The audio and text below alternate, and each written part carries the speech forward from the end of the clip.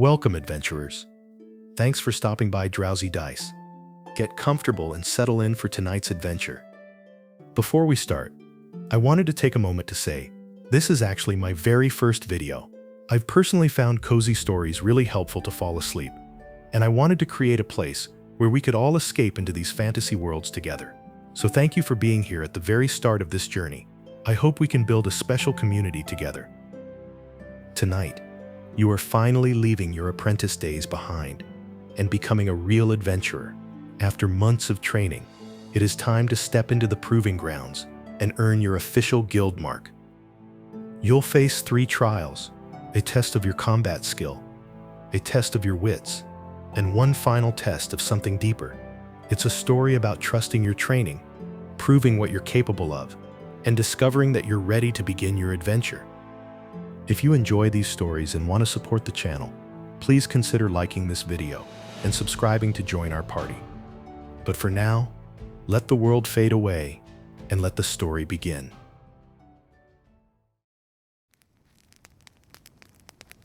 You wake before the sun does. For a long, hazy moment, you simply float in that gray, weightless space between deep sleep and the waking world. It is the best kind of quiet.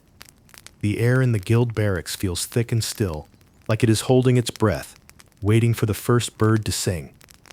You don't open your eyes immediately. Instead, you lie there and catalog the familiar sounds of the room around you. There is the deep structural groan of the old building itself, as the massive oak beams of the ceiling contract in the cool night air. It sounds like a ship rocking gently at anchor. Somewhere far off, outside the thick stone walls, a loose shutter bumps softly against its frame in the wind, a dull thudding that marks the passing of time. Closer to you, there is the rhythmic, low whistling snore of Thomas 2 bunks down. It used to drive you crazy when you first joined the guild, a jagged noise that cut right through your sleep. But after 3 years, it has become a strange comfort. It is a human metronome, a steady reminder that you aren't alone in the dark. You pull the rough wool blanket up higher, burying your nose in the fabric to capture the warmth. It is scratchy against your cheek. It always is. But it holds a deep, baked-in heat that is impossible to leave. It smells of the lavender soap they use in the laundry tubs, sharp and floral, layered over the dusty, dry scent of the straw mattress beneath you. There is a loose thread on the hem tickling your chin, but you don't move to brush it away, content to just let the sensation be part of the moment. Eventually, you slide one leg out from under the covers, and the shock of the air is instant. The floorboards are wide planks of oak, polished smooth by generations of apprentice feet, and they are freezing against your bare skin. A shiver starts at your toes and ripples all the way up your spine, shaking off the last heavy cobwebs of sleep. You move through the dark room by memory, navigating an obstacle course you have walked 1,000 times. You find the ceramic pitcher on the washstand, and in the dim light, you can see a thin skin of ice has formed over the water during the night, looking like a sheet of spun sugar. You reach out and break it with your fingertip, the crisp fracture sounding loud in the silence, and then splash your face. The water smells faintly of the rain barrel outside, that metallic, earthy scent of water that has been sitting in stone, and it wakes you up better than any potion could. Getting dressed today feels different, slower and more deliberate than the usual scramble for morning roll call. You reach for your linen shirt, pull on your padded doublet, fasten the brass buttons one by one. Finally, you turn to the armor stand at the foot of your bed. It isn't a shining suit of knight's plate.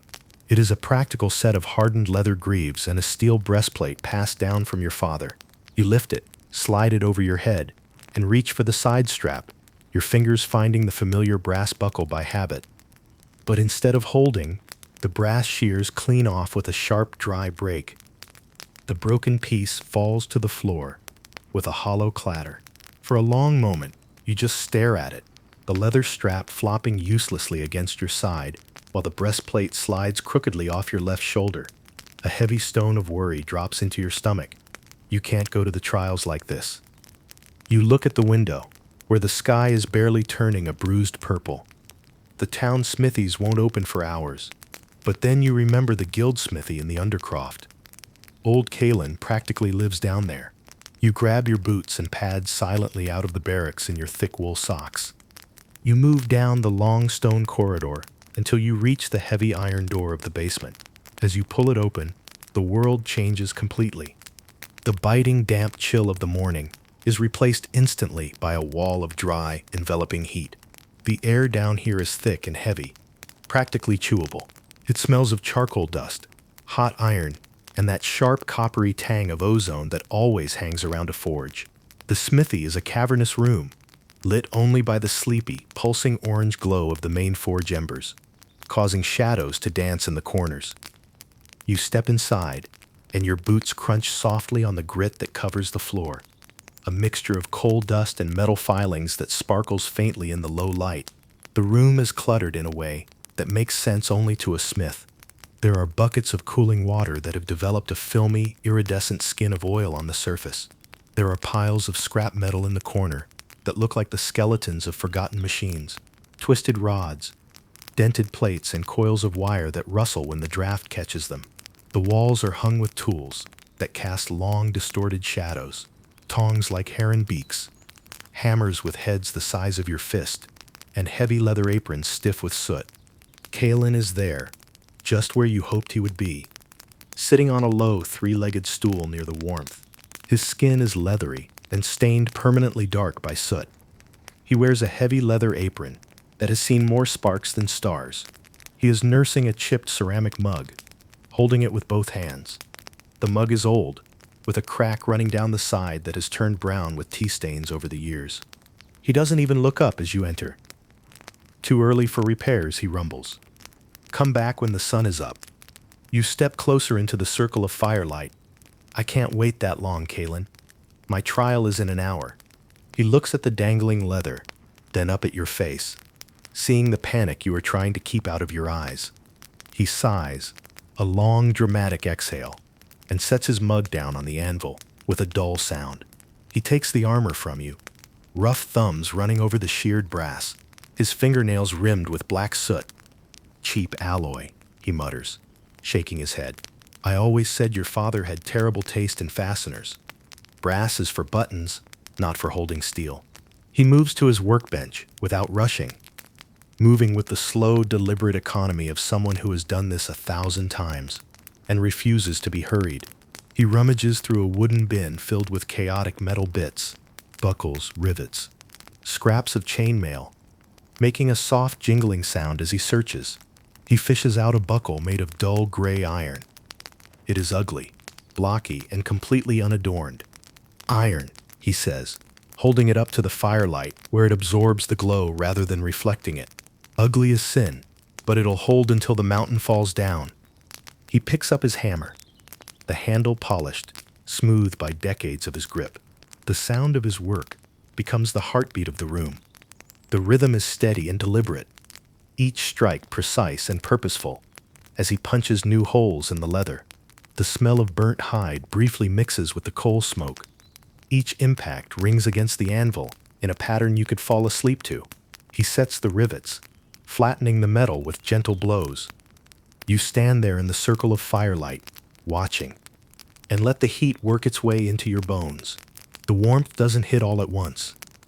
It starts at your face and chest, a gentle pressure against your cold skin, like standing in front of an open oven door. Then it seeps deeper, inch by inch, unknotting the tension that has been coiled in your shoulders since you woke. Your fingers begin to tingle as feeling returns to them, the numbness from the cold floorboards melting away. You watch the dust motes dance in the shaft of firelight, golden specks swirling in lazy spirals.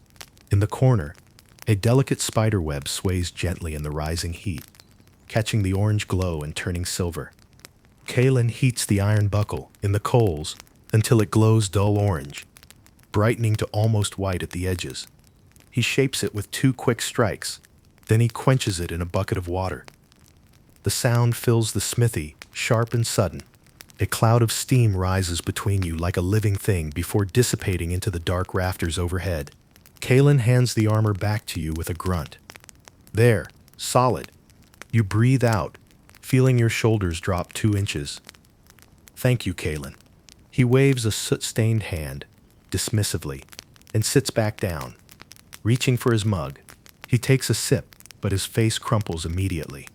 He peers into the empty cup with profound disappointment. He looks at you, noting the way your hands are still trembling slightly. You're vibrating like a struck bell, kid. I'm fine, you lie. You're not. You've got the jitters.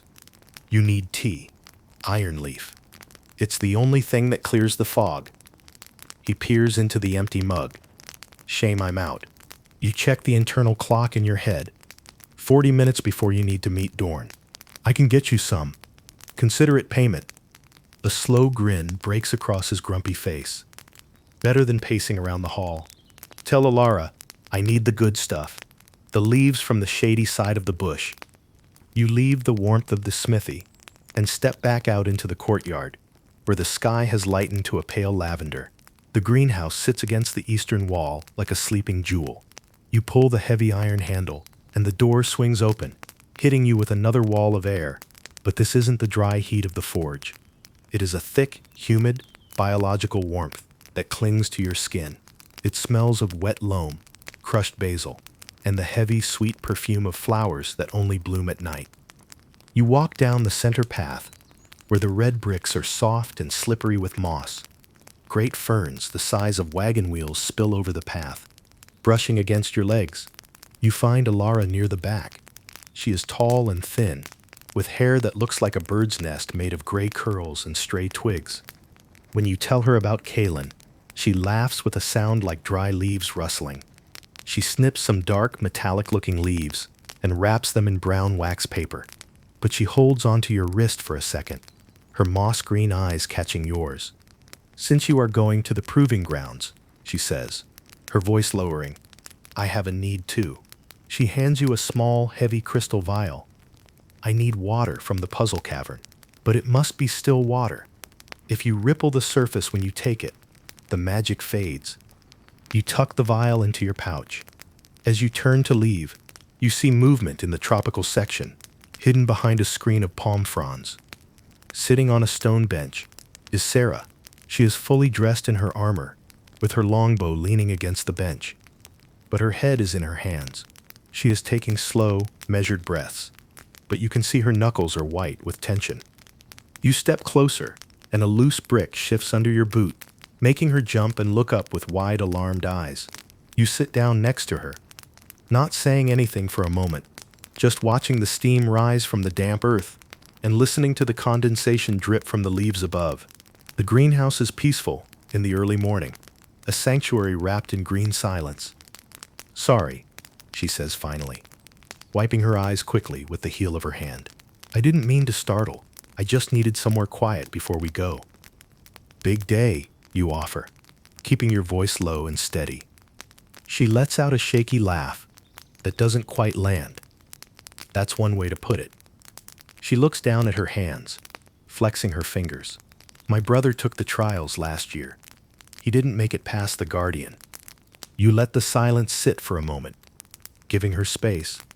What happened? I don't know exactly. He won't talk about it. Her voice gets smaller, but whatever it was, it changed him. Now I'm sitting here wondering if I'm making a mistake, if I'm ready for this at all. You think about your own nerves, the trembling in your hands that Kaelin noticed. I don't think any of us feel ready. I've been up since before dawn, trying not to think about everything that could go wrong. She looks at you, and something in her expression softens. Really, you seem so calm. I'm not, you admit. But maybe that's okay. Maybe we just need to trust that the training will be there when we need it. She takes a deep breath, holds it, and lets it out slowly. Her shoulders drop an inch. Together?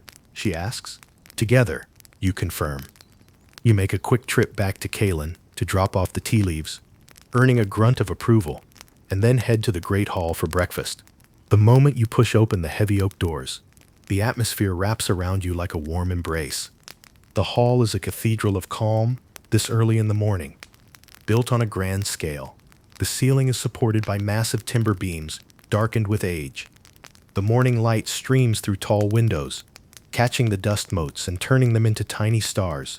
The room smells like a memory of home.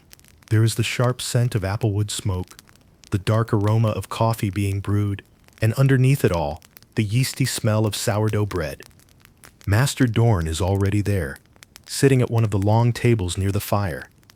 He is a man who looks like he was quarried from the same stone as the guild itself, broad and solid, with a face weathered by years of training recruits in all weather. His steel-gray hair is cut short, and his pale blue eyes seem to take in everything without judgment. He looks up as you and Sarah approach. "Sit," he says, gesturing to the benches. "Both of you. You'll need your strength." You slide onto the worn wooden bench. Within moments, 2 wooden bowls are placed in front of you. The porridge inside is thick and creamy, the kind that has been cooking low and slow since before dawn. It is made from steel-cut oats that have broken down into a consistency somewhere between liquid and solid. A generous swirl of dark honey sits in the center of each bowl, amber and golden in the firelight, already beginning to melt and spread into the heat of the oats. You pick up the wooden spoon and stir the honey into the porridge. It mixes in slowly, the dark sweetness marbling through the pale oats, creating patterns that look almost like wood grain. The warmth rises up from the bowl in soft waves, carrying with it the smell of toasted grain and the floral sweetness of clover honey. You take the first spoonful, and the taste is exactly what you need. The oats are creamy and mild, with a subtle nuttiness. The honey adds sweetness without being cloying, cutting through the richness with floral notes. There is a tiny pinch of salt mixed in, just enough to bring out the other flavors. The warmth spreads as you swallow. It starts in your chest, a comfortable heat that seems to radiate outward from your core. With each spoonful, the warmth grows, moving down into your stomach and settling there like a glowing coal. It is the kind of warmth that doesn't just fill your belly, but seems to reach into all the cold, nervous places inside you and gently coax them toward calm. Your hands steady on the spoon, your breathing deepens and slows. The tight knot of anxiety that has been sitting behind your breastbone since you woke begins to loosen, unraveling thread by thread. You eat slowly, methodically, letting each spoonful do its work.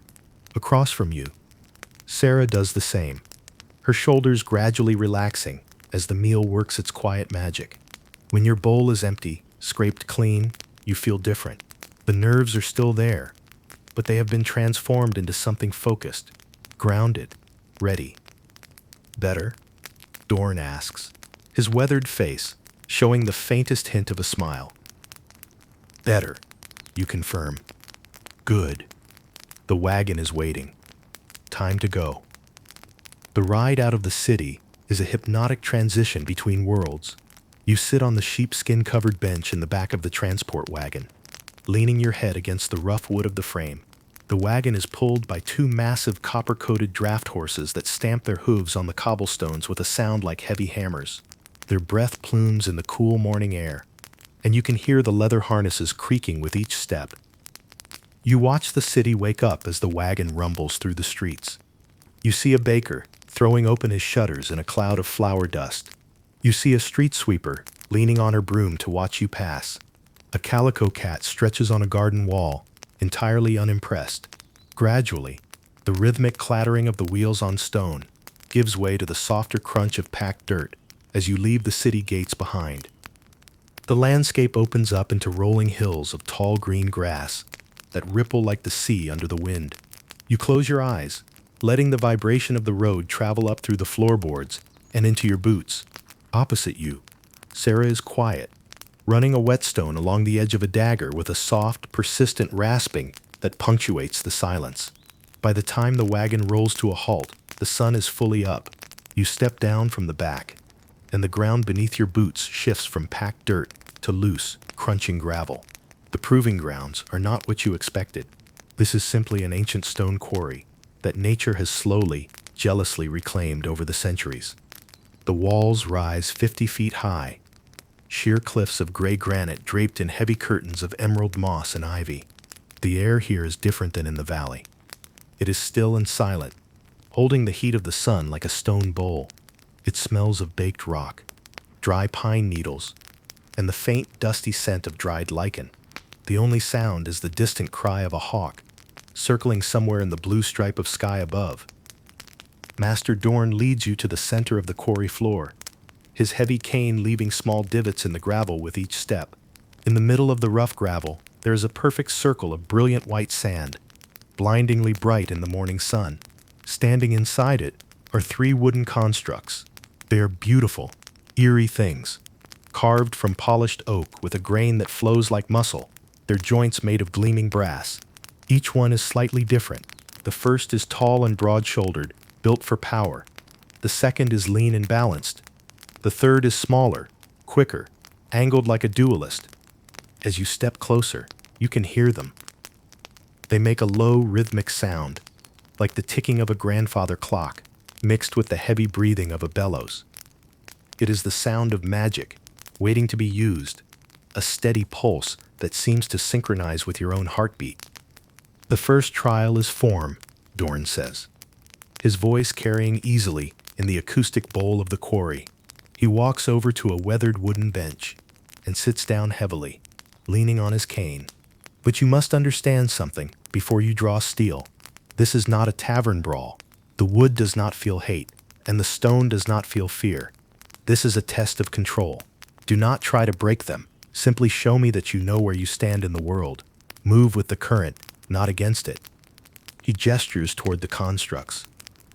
Each one has a bell inside its chest. Touch that bell with the flat of your blade, and the construct will freeze. Ring all three bells, and you pass. Try to smash through them, and you will fail. Am I clear? Crystal, you say. Begin when ready. He fires back. You step into the circle. The transition is jarring. One moment, you are on loud, crunching gravel, and the next, you are sinking slightly into deep, soft sand that muffles every movement. You draw your sword, and the steel slides against the leather of the scabbard with a long, consistent sound. The moment your sword clears the sheath, the constructs stir to life. The slow ticking rises in pitch and tempo, the internal gears spinning up until they harmonize with the wind. The runes on their chests flare to life with a soft blue-white glow, and their heads turn in perfect unison to face you. The tall, broad-shouldered construct steps forward first. It moves with surprising grace despite its size, wielding a heavy staff of polished ash wood, reinforced with brass bands at each end. The construct plants its back foot and swings the staff in a wide, powerful arc aimed directly at your ribs. You don't panic. You don't scramble backward. You simply pivot, shifting your weight to your back foot and letting your torso rotate just enough that the heavy wood passes inches from your chest. You can feel the displacement of air against your skin, feel the rush of wind cooling the sweat on your neck. You are not where the construct expected you to be. You step into the space it left behind and touch the construct's chest with the flat of your blade. Inside the wooden body, a bell chimes, a clear, bright note that hangs in the air. The construct freezes mid-motion, the blue-white glow fading from its runes. One down. Before you can catch your breath, the second construct is already moving. This one is the balanced, economical fighter, and it advances with a dancer's precision, wielding a pair of wooden practice swords. It begins a rapid series of strikes that come from multiple angles: high, low, left, right, a testing pattern designed to find where your defense is weakest. You move with it, falling into the rhythm. This is what 3 years of training has been building toward: the ability to read an opponent's intentions in the angle of their shoulders, the shift of their weight. You can see each strike coming half a heartbeat before it arrives. You parry the first strike, letting your blade guide the wooden sword away rather than stopping it dead. You duck under the second. You sidestep the third, and then you see it, the opening. The construct has overextended just slightly on its last attack, its weight too far forward, its chest briefly exposed. You dart in and touch the flat of your blade to its sternum. The bell rings out, another clear note joining the first in harmony. The construct freezes. 2 down. The third construct does not wait politely. It comes at you fast and low, moving with the aggressive speed of a duelist.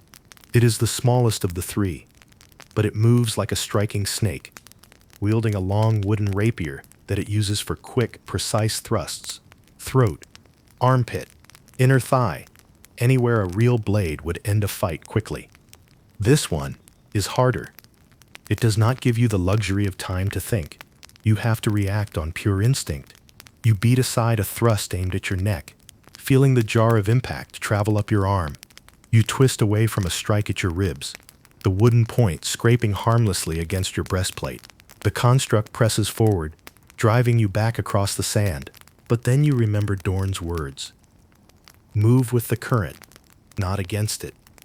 You stop resisting. Instead of fighting the construct's forward momentum, you use it. You let yourself fall back one more step.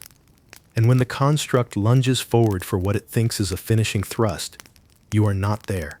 You have pivoted to the side, and the construct's rapier passes through empty air. Its momentum carries it past you, and for a single heartbeat, its back is to you. You step in and touch its shoulder blade with the flat of your blade. The third bell rings out, a perfect triad, 3 notes hanging in the still air. The construct freezes in mid-lunge, going from deadly motion to perfect stillness in an instant. Silence falls over the quarry once more. Your heart is pounding, and you are breathing hard, but you are not exhausted. Your blood is humming with the pleasant warmth of exertion. From the bench, Master Dorn nods slowly. Clean, he says, and there is approval in his voice. Now, the mind. Dorn leads you away from the bright circle toward the eastern wall of the quarry. There is a dark archway cut into the granite here, a mouth of shadow in the gray rock. You step across the threshold, and the sensory shift is violent. The dry, baking heat of the sun vanishes instantly, replaced by a damp, heavy chill that seems to seep right through the padding of your doublet. The air smells of wet rock, of ancient dust that hasn't settled in centuries, and of standing water deep underground. You are standing in a vast, spherical cavern. In the center lies a pool of water, so black and still it looks like a sheet of polished obsidian. Above it hangs a massive apparatus of brass gears and dusty mirrors, suspended from the ceiling by chains as thick as your wrist. The mechanism is elaborate and ancient. The only light comes from a single narrow shaft far above, a natural chimney in the rock that allows a thin beam of sunlight to penetrate down into the darkness.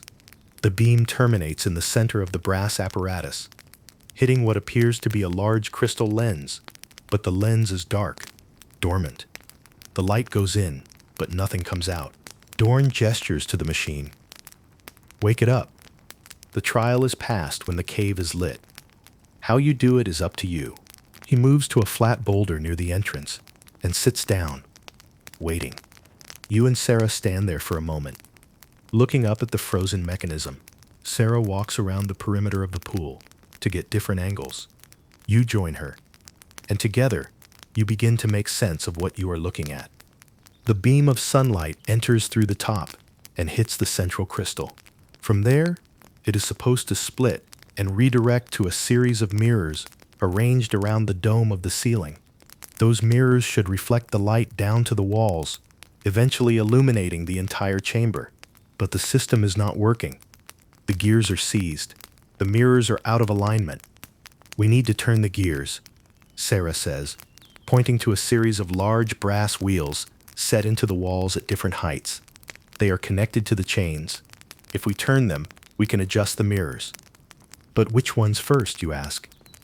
If we turn the wrong mirror first, the light might go nowhere useful. We need to trace the path, Sarah says. Start at the source and follow where the light wants to go. You both walk to where the sunlight enters the chamber. You can see that the beam hits the central crystal, which is a large, multifaceted piece of quartz suspended in a brass cage. When you move your hand through the beam, you can see that it does split the light, sending pale reflections in multiple directions. But those reflections are weak and scattered because the mirrors they are supposed to hit are angled wrong. The first mirror should be that one, Sarah says, pointing to a large circular mirror directly below the crystal. The light hits the crystal, splits, and the strongest reflection should go down, not out. But that mirror is angled up toward the wall instead. You find the control wheel for that mirror. It is stiff, covered in a layer of rust. You grip it with both hands and pull. For a moment, nothing happens. Then, with a grinding sound that echoes through the chamber, the wheel begins to turn. You can hear the chain above you moving. The mirror shifts, rotating slowly on its axis. Suddenly, a bright beam of light shoots upward from the central crystal, hits the newly angled mirror, and reflects across the chamber to hit a second mirror on the far wall. That mirror, in turn, sends a beam to a third, but then the path stops. The third mirror is angled wrong, sending its beam into the rock wall where it simply disappears into shadow. That one, you say, pointing. We need to turn that one next. You establish a rhythm. One person traces the path of the light, while the other operates the controls. The cavern fills with the sound of grinding gears and rattling chains as mirror by mirror, you align the mechanism. Each successful adjustment adds another beam of light to the growing network, and the cave begins to brighten incrementally. But then you hit a problem. One of the mirrors, a large one, that should be reflecting light to an entire section of the wall, is not responding to its control wheel. You turn the wheel, and you can hear the chain moving, but the mirror does not shift. Something is jammed. It's stuck, Sarah says, frustration creeping into her voice. The gear might be stripped, or the chain could be caught on something. You look up at the mirror in question. It is about 15 feet above the floor, attached to the wall by a brass bracket. You can see the chain leading up to it. And now that you are looking closely, you can see the problem. A section of the chain has slipped off its pulley and is caught on a protruding piece of rock. The weight of the mirror has pinned it there. I need to climb up and free it, you say. The granite is rough and natural, offering plenty of cracks and ledges to grip. You test the first handhold and begin to climb. It is slow, careful work. Each handhold has to be tested, each foothold secured. The stone is damp in places, slick with moisture.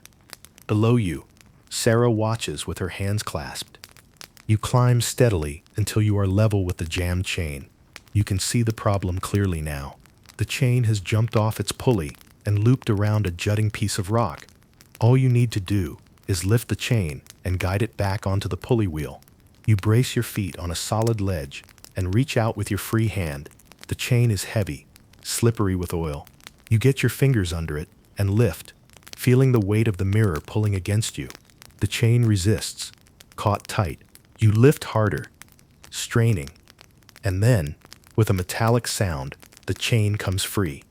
It swings wild for a moment, and you have to duck to avoid being hit. The mirror drops slightly, the bracket groaning, and you hear Sarah gasp below, but the chain settles, and you are able to guide it back onto its pulley. The mechanism engages with a satisfying sound. Got it, you call. You climb down, much faster now, and drop the last few feet to land in a crouch. Your hands are scraped and your arms are shaking, but you are grinning. Try it now, you say. Sarah turns the control wheel, and this time, the chain moves smoothly. The mirror shifts, angling down, and a brilliant beam of light shoots across the chamber to illuminate a section of wall that has been dark until now. That beam reflects to another mirror, and another, and suddenly the entire system comes alive. Light floods the cavern. It is not harsh sunlight, but a warm, honey-colored amber glow, diffused and reflected so many times that it becomes soft and golden. The pool of black water in the center catches the light and transforms into a pool of liquid gold. Hidden veins of quartz in the walls begin to glow, and the entire cavern becomes a cathedral of light and stone. It is breathtaking. The transformation is total. From his boulder, Master Dorn stands slowly. Well done, he says. Both of you. That is what the trial of the mind looks like. Not just intelligence, but adaptability and trust. Now, he looks at you specifically. I believe you have a personal task to complete before we move on. You remember the crystal vial, while Sarah and Dorn talk quietly near the entrance. You kneel by the edge of the pool. The stone floor is cold and damp under your knees. You unbuckle your pouch and withdraw the crystal vial. You pull the cork stopper with your teeth. You hover your hand over the surface of the pool, and immediately you notice a slight tremor in your fingers. The fading adrenaline from the combat trial, the exertion of climbing the wall, and the sudden biting chill of the cave, all combining to create a barely perceptible shake. If you dip the vial now, your hand will ripple the surface. The magic will be lost. You close your eyes. The cave changes. Without sight, other senses sharpen. The darkness behind your eyelids isn't empty. It's textured with sound and sensation. Above you, the brass apparatus creaks softly as it settles, metal cooling and contracting. Across the cavern, Sarah's breathing creates a gentle counterpoint. In, out, steady as the tide. You can hear the drip, drip, drip of condensation falling somewhere in the dark. The tremor in your hand becomes the whole world for a moment. You can feel every tiny vibration, every microscopic shake traveling up from your fingertips through your wrist and into your forearm. It's not just nervousness, it's the residual energy of everything you have done today. Adrenaline still buzzing through your veins like bees trapped under your skin. Kalen's words return. You're vibrating like a struck bell. You understand now what he meant. A bell, when struck, does not stop ringing because you grip it harder. You have to let it settle on its own. Let the vibration fade naturally until there is nothing left but silence. You cannot force stillness. You can only allow it. You take a deep breath through your nose, filling your lungs completely. The air in the cave tastes mineral and old, like drinking the memory of rain. Hold it. 1 heartbeat, 2, 3. Then you let it out, slow and controlled, visualizing the tension as something tangible. A dark liquid flowing down from your shoulders, through your arms, pooling in your palms and dripping away, drop by drop, into the endless dark below. Your breathing slows to match Sarah's across the water. In, out, in, out. You imagine your arm transforming. Flesh becomes stone. Bone becomes iron. The weight increases, growing heavy and immovable, not rigid with tension, but dense with stillness. Solid, grounded, as permanent as the granite walls around you. When you open your eyes, your hand hovers above the black mirror of the pool, perfectly steady. The tremor is gone. You are the still water. You lower the vial with infinite patience. You can feel the cold radiating off the surface before the glass even touches it. It's a magnetic kind of cold, pulling at the heat in your skin. You don't plunge the vial in. You let the rim of the glass kiss the surface tension of the black water. For a second, the water bows under the glass, resisting, then yields. The liquid flows over the lip of the vial in total silence. It feels heavy as it fills the glass, heavier than normal water, as if you are collecting liquid mercury. There are no ripples. The surface of the pool remains a perfect mirror, undisturbed. You lift the vial out with the same slow, fluid motion. You cork it, holding it up to the amber light. The water inside looks perfectly clear, but it catches the light in a strange way, holding it rather than reflecting it. It is a captured piece of the silence. You stand up and tuck the vial away. Turn back to Dorn. 2 down, he says, his face lit by the golden glow. 1 remains. He points a gnarled finger toward the back of the valley, where a narrow path winds up the sheer cliff face. The guardian awaits at the summit. Go. You step back out into the blinding midday sun. You begin the climb. It isn't a race. It is a slow, methodical conversation between your boots and the mountain. The stone is rough and warm under your hands, baking in the sun. You can smell the dry dust and the pungent herbal scent of wild thyme growing in the cracks of the rock face. The path is steep, forcing you to focus on every step.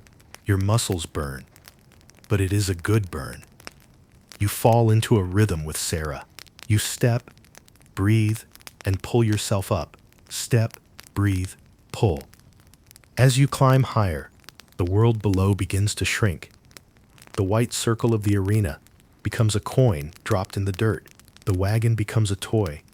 The wind picks up, whistling past your ears. You pause on a ledge to catch your breath, looking out over the valley, spreading below like a map drawn in green and gold. The river cuts through it like a ribbon of silver. You turn back to the stone, feeling the vibration of something massive waiting above you, a low hum that travels through the rock and into your palms. Finally, after what feels like an hour of steady work, you pull yourself up over the final ledge and scramble onto flat ground, brushing dust from your hands as you rise. You have reached the cloud shelf. The summit is flat, a plateau of gray stone, scoured clean by centuries of wind. And sitting in the center, blocking the path to the final gate, is the Guardian. It is immense, a stone golem 30 feet tall, sitting in a cross-legged position, like a monk in deep meditation. It doesn't look like a monster. It looks like a piece of the mountain that decided to wake up and take a shape. The proportions are massive, but somehow graceful. Broad shoulders, supporting a head the size of a wagon. Legs folded beneath it, with a peacefulness that seems impossible for something made of rock.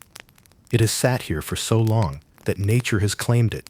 Thick patches of emerald moss grow on its shoulders like a heavy woolen shawl. Small yellow mountain flowers bloom in the cracks between its stone fingers.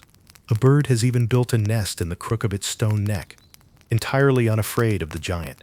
You can see the bird flitting in and out, carrying bits of grass to line its home. You stand there for a long moment, just breathing in the thin air.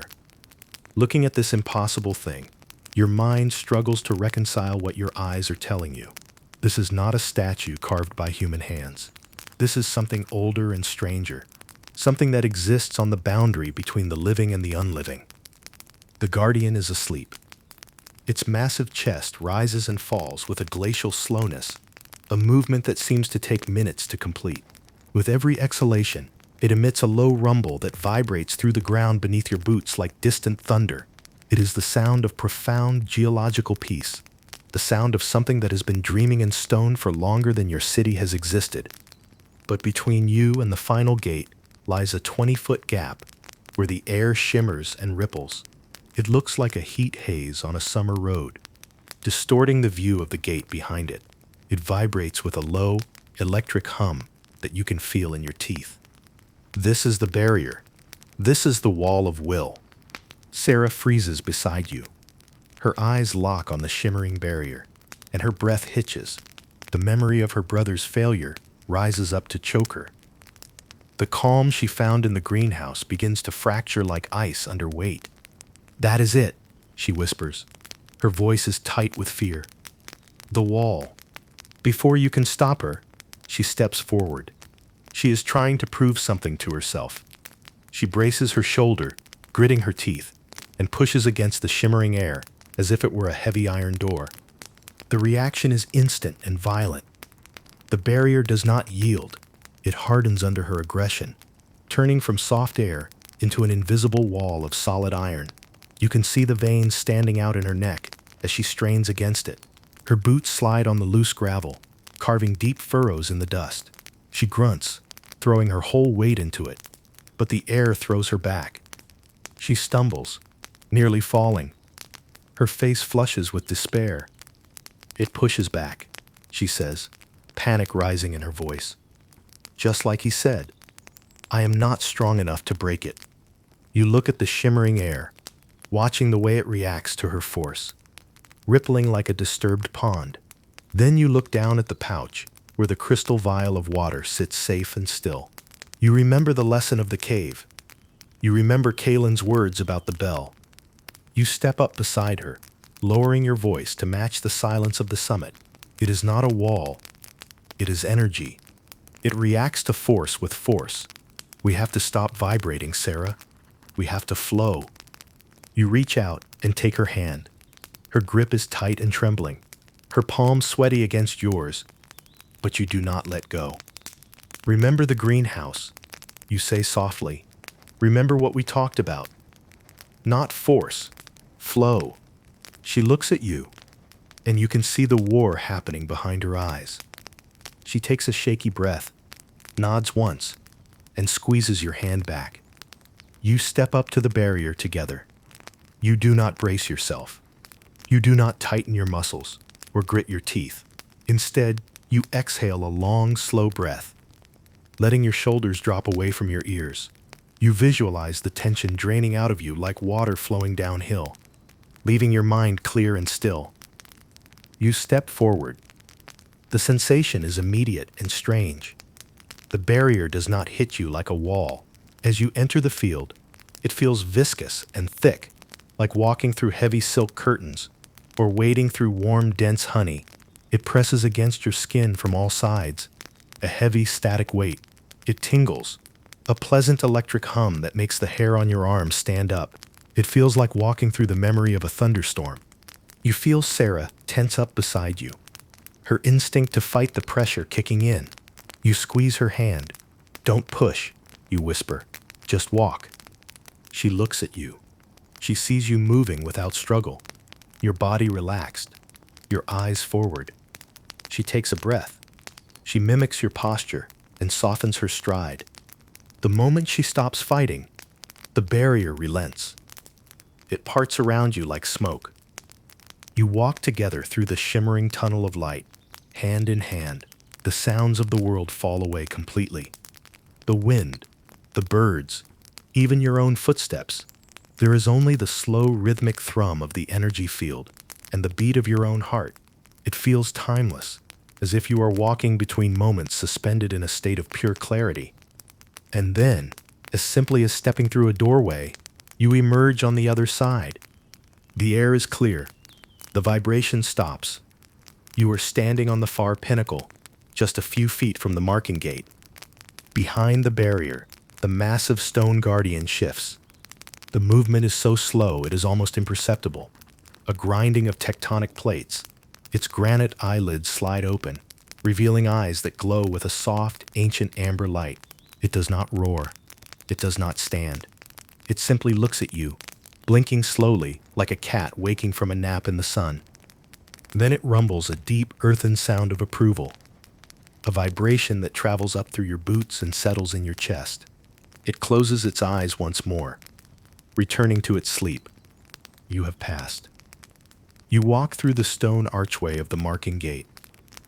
On the other side of the pass, the terrain changes instantly. The sheer vertical challenge of the ascent is replaced by a gentle, winding path carved into softer limestone. It is a trail designed for weary feet, wide and covered in a thick carpet of fallen pine needles that muffle your footsteps to a soft hush. You begin the descent with Sarah beside you. The adrenaline fades, replaced by a heavy, pleasant exhaustion settling deep into your muscles. It is the good kind of tired. Your legs feel loose, your shoulders drop away from your ears, and your breathing slows to match the swaying of the pine branches overhead. The walk down is quiet. You wind your way through a grove of aspen trees, whose leaves tremble like gold coins in the breeze. You pass a small mountain stream that bubbles over smooth gray stones. You stop for a moment to cup the water in your hands and drink. It is ice cold, tasting of minerals and melted snow. Eventually, the path deposits you at a clearing where the second transport wagon waits. An old guildsman nods as you emerge. He sees the way you carry yourselves and knows. You climb up, sink into the sheepskin, and the wagon begins the journey home. The return trip is a study in light. As the wagon winds out of the foothills, the sun descends. The harsh light of midday softens to warm, honeyed tones. This is the golden hour when the world looks most like a dream. The hills glow burnished amber. Dust hangs in the air like powdered gold. You lean your head back, letting the wagon's rhythm take over. You watch landscape roll by. A farmhouse with drifting smoke. Sheep moving like clouds across a distant hillside. A hawk circling the violet sky. As miles roll away, the light shifts again. The gold deepens to bruised purple, then to velvety indigo. The first stars prick through the sky. The air grows cold, but it is a crisp, clean evening chill. You pull the edge of your cloak tighter. Finally, the city gates appear. Lanterns are lit along the walls, casting warm pools of yellow light. The wagon rumbles over the bridge. the sound of the hooves changes from dirt to wood to the ringing strike of stone. You have returned. But you are not the same apprentice who left at dawn. The wagon turns into the guild courtyard. Master Dorn waits by the steps, his pale blue eyes, bright even in the dimming light. He nods toward the main keep's doors, the archive room. They are waiting for you. You step through the heavy double doors, crossing a threshold you've looked at with longing for 3 years. The atmosphere is different. Still air, smelling of lemon polish, old stone and parchment. Black marble floors reflect torchlight in shimmering pools. Dorn leads you down a long corridor lined with tapestries depicting the guild's history. Founders shaking hands, heroes defending walls, peace treaties signed in gardens. At the end stands a door of dark polished mahogany, reinforced with silver bands. Dorn places his hand on the wood, pauses as if asking permission, then pushes it open. The archive room is circular, with a domed ceiling, painted like the night sky. Constellations picked out in gold leaf that catches the candlelight. Cedar shelves line the walls, packed with leather-bound ledgers. The rolls of the guild, the written record of every person who has earned the mark before you. Going back hundreds of years, hundreds of beeswax candles cast soft, warm glow, smelling of honey. In the center stands a simple wooden altar, polished to a mirror shine. Behind it waits guild leader Helena. Silver hair falls in a long braid over one shoulder, and she wears robes of deep blue velvet that seem to absorb the candlelight. Her face carries a natural regal authority, softened by a welcoming smile that reaches her eyes. "Welcome," she says, voice melodic and clear. "The day has been long, but the path has been walked. Come forward." Sarah steps up first. She unbuckles her bracer, rolls up her sleeve, and lays her arm on the velvet cushion. Helena withdraws a glowing silver stamp from a wooden box on the altar, a longbow intertwined with tree roots. Before she presses it to Sarah's skin, Helena meets her eyes. "Tell me, what did the guardian teach you?" Sarah hesitates, then speaks quietly, that some battles can't be won by fighting harder. Sometimes you have to let go. Helena nods slowly, as if Sarah has confirmed something she already knew. "Strength in stillness," she says softly. She presses the stamp to Sarah's skin. No harsh sounds, no smoke, just Sarah exhaling, her eyes fluttering closed, her whole body relaxing at once. Helena holds the stamp for 3 heartbeats, then lifts it away. A mark in shimmering silver remains. It pulses once with light, then settles, looking like it has always been there. "Welcome, Ranger," Helena whispers. Sarah steps back, touching the mark reverently, tears tracking down her cheeks but smiling. Helena turns to you, and her warm gaze feels like it sees through to your bones. The one who calmed the water. Step forward. You approach the altar. Remove your armor, feeling the weight leave your shoulders. Roll up your sleeve. Place your arm on the velvet cushion, soft and cool against your skin. Helena takes a second stamp from the box. You see the design before she places it. A sword wrapped in ivy. The blade and the plant intertwine so completely that you cannot tell where one ends and the other begins. "And what did the trials teach you?" she asks. You think about Kalen's words, about the bell, about the water that wouldn't be still until you stopped trying to force it. That sometimes the answer isn't to push harder, it's to stop pushing at all. "Yes," Helena says, and there is genuine warmth in the single word. "You have learned that force creates resistance. You have learned to flow. This is not a lesson you learn once. This is a lesson you will learn again and again for the rest of your life. Keep it. Remember it. Let it guide you." She lowers the stamp to your skin. Cool metal touches your arm, and then, immediately, overwhelmingly, a rush of warmth floods your entire system. It is not painful or uncomfortable. It feels like stepping into a sunbeam on a cold day, or sinking into a hot bath after a long journey, or coming home after being away for years. The warmth travels up your arm and into your shoulder, spreading across your chest like liquid gold. It unravels the knots of tension, soothes the aches, and settles deep in your heart like an anchor. It is the feeling of being recognized, the feeling of belonging, the feeling of coming home. Helena lifts the stamp, and you look down at your arm through eyes that have gone slightly blurry. The silver mark is perfect, shining against your skin with its own soft light. The sword and the ivy are rendered in exquisite detail, every leaf visible, every curve of the blade precise. "Welcome, adventurer," Helena says, and there is genuine pride in her voice. Dorn steps forward from where he has been standing in the shadows, pulling 2 iron keys from his pouch. He hands one to Sarah, one to you. The metal is cool and heavy in your palm. "The barracks are for children," he says, and his voice is thick with an emotion he is trying to hide. "You are done with them.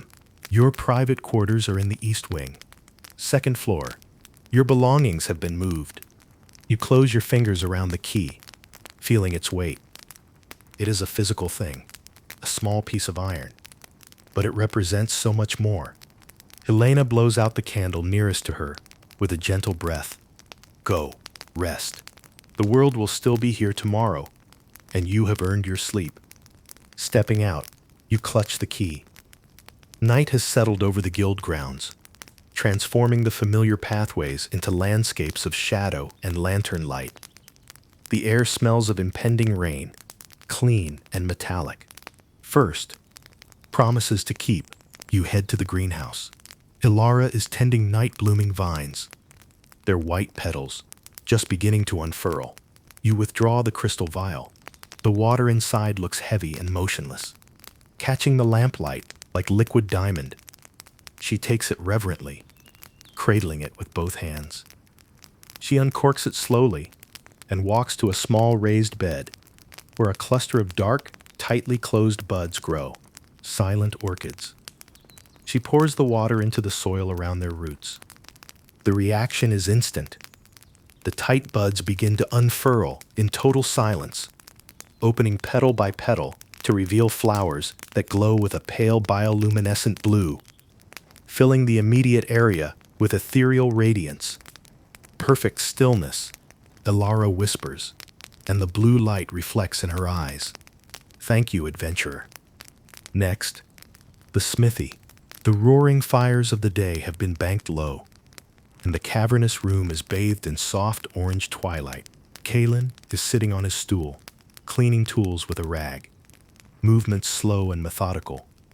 When he sees you, he pauses. You don't say anything.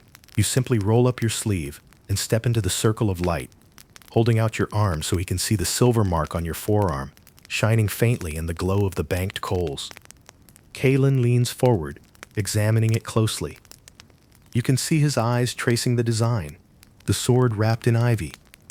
Then he sits back, with a slow, genuine smile that cracks his grumpy face. He picks up his mug, now filled with fresh iron leaf tea, and raises it in a silent toast. "Iron holds true," he murmurs. Across the courtyard, the great hall doors are propped open, spilling warm light and the low hum of conversation. Your stomach gives a sudden demanding growl that reminds you that you have not eaten since the porridge at dawn. Inside, the hall is alive with energy. The long tables are packed with guild members, eating and drinking and talking in the easy way of people who are home. The air smells incredible, roasted root vegetables and savory gravy, the sharp tang of cider, the yeasty richness of fresh bread. You find a spot at the end of a long wooden table, sliding onto the bench with a sense of relief that goes bone deep. Your muscles sigh with gratitude as you sit, the tension of holding yourself upright all day finally releasing. A bowl is placed in front you almost immediately. Hunter's stew, thick and dark, letting off curls of steam that warm your face before you even touch it. You wrap your hands around the ceramic bowl, and the heat is immediate and comforting. It seeps into your palms, spreading up through your wrists and forearms, thawing the last of the mountain chill from your fingers. The warmth is so welcome after the cold descent that you hold the bowl for a long moment, just letting it work its way into your bones. The stew itself is a work of art. rich with chunks of tender beef that have cooked down until they fall apart at the touch of a spoon, swimming in a broth that has been darkened with stout and thickened with flour and flavored with rosemary and thyme. There are potatoes that have turned soft and creamy, carrots that have become sweet and yielding, and pearl onions that have gone translucent and mild.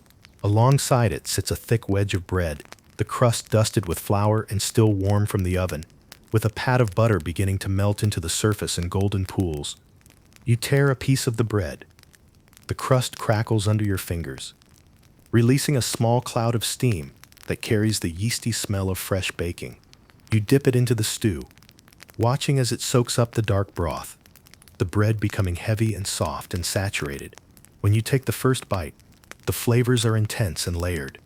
Salt and earth and warmth.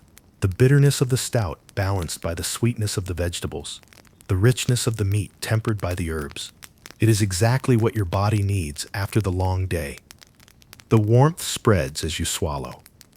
It starts in your chest, a comfortable heat that seems to bloom outward from your core. With each bite, the warmth grows and deepens, moving down into your stomach, where it settles like a banked fire, solid and sustaining. It is not just the physical sensation of hot food. It is the feeling of being cared for, of being fed by people who want you to be well. It reaches into the exhausted, aching places inside you and offers comfort. You eat slowly, methodically. There is no rush anymore. The trials are over. The puzzles are solved. The guardian has acknowledged you. There is only the bread and the stew and the warm hum of voices around you, and it is perfect. Sarah slides onto the bench opposite you after a few minutes. She has her own bowl of stew and a wooden mug of cider that smells of apples and cinnamon. She looks tired, her hair messy and her eyes heavy, but she is smiling, really smiling, the kind of smile that uses the whole face. She rolls up her sleeve just enough to reveal the fresh silver mark on her forearm, the long bow and tree roots catching the candlelight. "To the wall," she says, raising her mug. "To the flow," you reply, touching your piece of bread gently against her cup. You finish the meal together in companionable silence, scraping the bottom of your bowls with the last of the bread, letting the heavy, sleepy feeling of a full stomach wash over you. The weight of the day settles on your shoulders like a warm blanket, and your eyelids grow heavy. It is time to go. You climb the spiral stairs to the east wing, your hand trailing along the cool stone wall for balance. Your legs are heavy, each step requiring conscious effort. You count the doors as you pass them. First door, second door, third door. You stop before the third door on the left, pulling the iron key from your pouch. The key slides into the lock with smooth, heavy resistance that speaks of quality craftsmanship. You turn it, feeling the satisfying mechanical engagement of the tumblers finding their places. The door swings open on well-oiled hinges. The room inside is small but perfect, exactly what you need and nothing more. A fire has already been laid in the stone hearth, crackling softly and casting a low dancing orange light across the stone walls. The shadows move and shift with the flames. There is a thick rug of woven wool on the floor, the pile deep enough that you can see your boots leave impressions.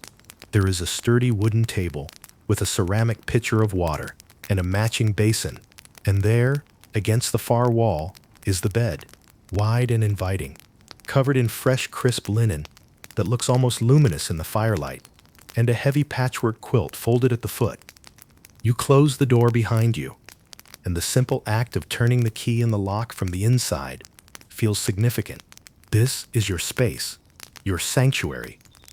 No one can enter without your permission. You walk to the armor stand in the corner. Your fingers find the straps of your breastplate, and as you begin to unbuckle them, you pause at the side strap, the iron buckle that Kalen fixed this morning, the ugly, blocky piece of iron that he said would hold until the mountain fell down.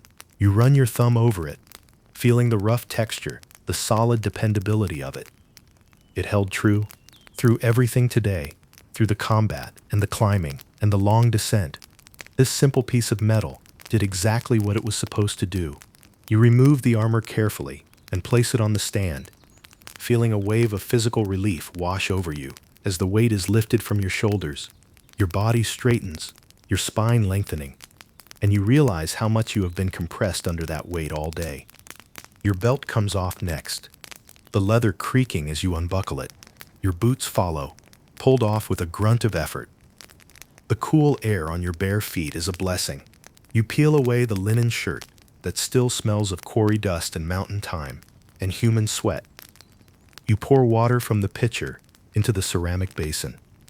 The sound of water splashing is loud in the quiet room. The soap is a rough block that smells of pine and clove, sharp and clean. You scrub at your face and neck, your arms and chest. The cold water feels incredible against your heated skin. You wash away the sweat of the climb and the grime of the trials, the tension of the day. You dry off with a rough towel, the fabric scrubbing your skin until it feels pink and alive and renewed.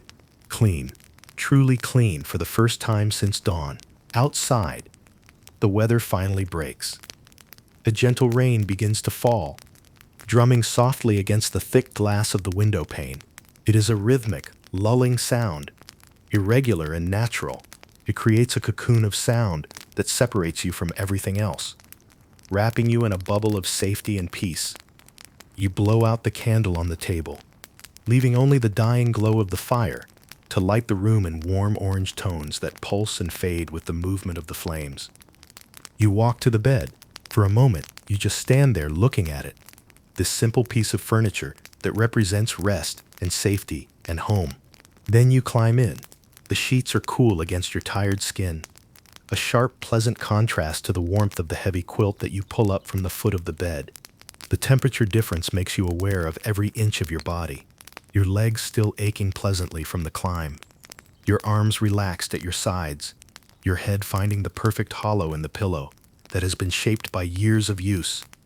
You sink into the mattress, and your body seems to melt into the softness. The feathers adjust to your weight, creating a perfect hollow that cradles you, that holds you like hands. The mattress yields in all the right places, supporting your back, while letting your shoulders and hips sink deeper. The quilt settles over you with reassuring heaviness, pinning you gently to the bed in the most comforting way possible. The weight of it is significant, grounding, anchoring you to this moment and this place. Every muscle, finally lets go. The tension you have been carrying in your jaw releases. The tightness in your shoulders dissolves. The knots in your calves unknot themselves. Your whole body settles into the bed, with a feeling very much like coming home after a long journey. You lie there in the quiet dark, listening to the rain, drumming its irregular rhythm against the glass. Your mind drifts back over the day, and the memories come not as thoughts, but as sensations, impressions that wash over you without words. The white sand soft beneath your boots in the combat circle, the amber light warming your face in the solved cave, turning the darkness to gold, the rough granite under your hands during the climb, still warm from hours of baking in the sun, the strange silken touch of the energy barrier parting around you like smoke, the taste of cold mountain water, sharp with minerals and snowmelt, the warmth of the stew spreading through your chest like a blessing. Sarah's smile across the table, genuine and unguarded and happy, the laughter filling the great hall, the sound you are now part of rather than apart from. The mark on your arm pulses with a gentle warmth beneath your skin, reminding you it is there, reminding you of who you are now. The sword and the ivy, forever intertwined, force and flow, balanced. You take a deep breath, inhaling the scent of wood smoke from the dying fire, and the fresh rain from the window, and the clean smell of the linen sheets. You have walked the path. You have found the flow. You have proven something important, not just to the guild, not just to Master Dorn, or Helena, or Sarah, but to yourself.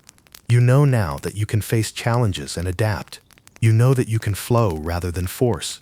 You know that you belong here. Your eyes grow heavy, the lids feeling like they are weighted with sand.